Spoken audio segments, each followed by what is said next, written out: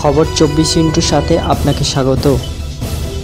নতুন নতুন খবর জানার জন্য আমাদের চ্যানেলে চোখ রাখুন।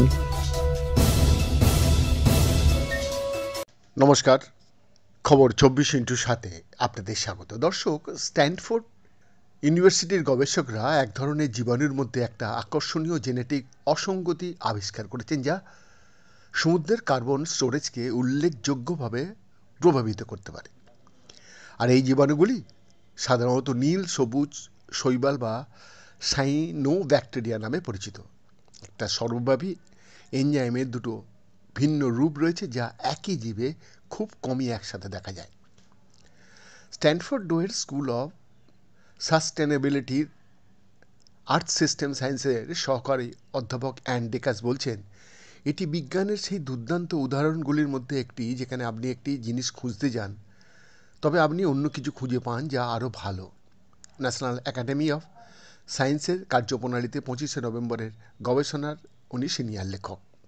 বিলিয়ন বছর আগে গাছপালা দৃশ্যে আসার অনেক আগে সাইনোব্যাকটেরিয়া অক্সিজেনিক সালেক সংশ্লেষণ আবিষ্কার করেছিল, যেখানে কার্বন ডাইঅক্সাইড এবং সূর্যালোক থেকে খাদ্য উৎপাদনের প্রক্রিয়ার বিস্তৃত জীবাণুগুলি বাতাসে অক্সিজেন ছেড়ে দেয়, যা আমাদের গ্রহের বায়ুমণ্ডলকে আজ পৃথিবীতে জীবনের বিন্যাসের জন্যে অতিথিপরায়ণ করে তোলে।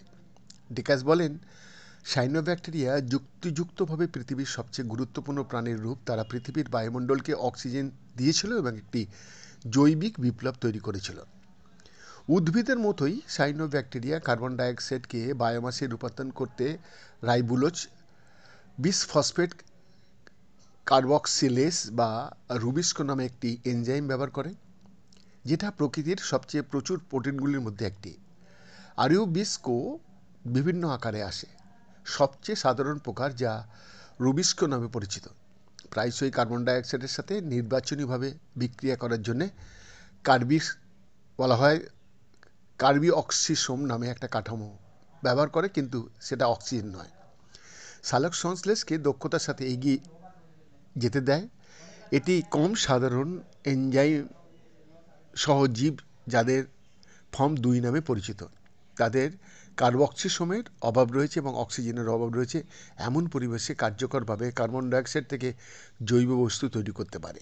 সাধারণত জীবের রুবিস্কোর একটা মাত্র রূপ থাকে। প্রধান লেখক অ্যালেক্স চ্যাপ বলছেন, আর্থ সিস্টেম সায়েন্সের পোস্ট ডক্টরাল পণ্ডিত উনি, তাই সমুদ্রের জীবাণুতে কার্বন ফিক্সেশন অধ্যয়ন করার সময় তিনি সেই নিয়মের ব্যতিক্রম ঘটলে খুবই অবাক হয়েছিলেন।